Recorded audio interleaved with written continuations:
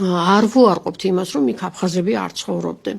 ჩვენ ვამბობთ, რომ ეს იყო ქართული პოლიტიკური, კულტურული სამყაროს ნაწილი და რომ ის აფხაზებიც, ვინც იქ ცხოვრობდა, ქართულ ენაზე წერდნენ, კითხულობდნენ და ქართულ ენაზე საუბრობდნენ და ქართულ ენაზე ლოცულობდნენ, იმიტომ რომ სხვა გზა იქ არ არის, სხვა ენა იქ არ ფიქსირდება თვინიერ ქართულისა. როგორ ჩვენი წინაპრები ამბობდნენ, ხო? და იმის რომ გაიარა ვიღაცამ და ჩანაწერი გააკეთა, ეს არის გულუბრყვილო ახსნა კი არა, არამეცნიერული, ალბათ ძალიან ცოტა ამაზე თქვა. ეს არის უბრალოდ არასწორი ახსნა იმისა, რომ გინდა თავი აარიდო შენ რეალობას. რეალობა ის არის, რასაც გვეუბნება. ძეგლი თვითონ გესაუბრება, 5 წარწერა არის ამ ძეგლიდან.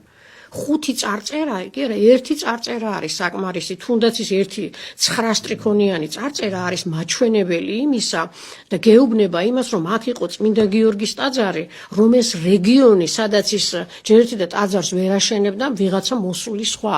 ტაძარს აშენებს ადგილობრივი ფეოდალი საკუთარ მამულში. გიორგი ბასილისძე.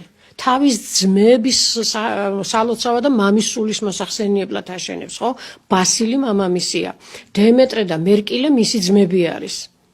ანუ ეს არის ერთი მსხვილი ფეოდალური სახლი, რომელიც ცხოვრობს ამ რეგიონში და თავის მამულში აგებს ამ ტაძარს და ქმნის უზარმაზარ სამონასტრო კომპლექსს. როგორც ჩანს, იქ ადრე არსებობდა სამონასტრო კომპლექსი და ტაძარი იყო და სამონასტრო კომპლექსი მერე იქნება, იმიტომ რომ მე-14 საუკუნეში უკვე იქ ჩანს მიქაელ და გაბრიელ მთავარანგელოზების ტაძარიც.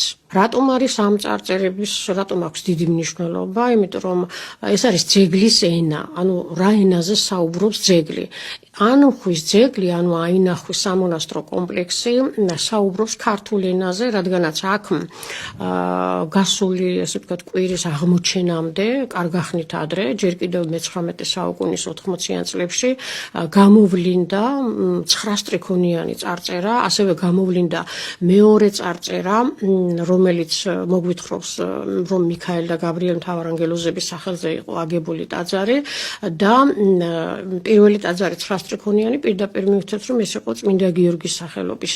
ანუ გამოდის, რომ დიდ სამონასტრო კომპლექსთან გვაქვს ჩვენ საქმე, რომელშიც 2 ტაძარი იდგა. ამ ტიპის სამონასტრო კომპლექსი ჩვენ მაგალითად გელათის ტაძრის სახით გვაქვს, სამონასტრო კომპლექსის სახით გვაქვს.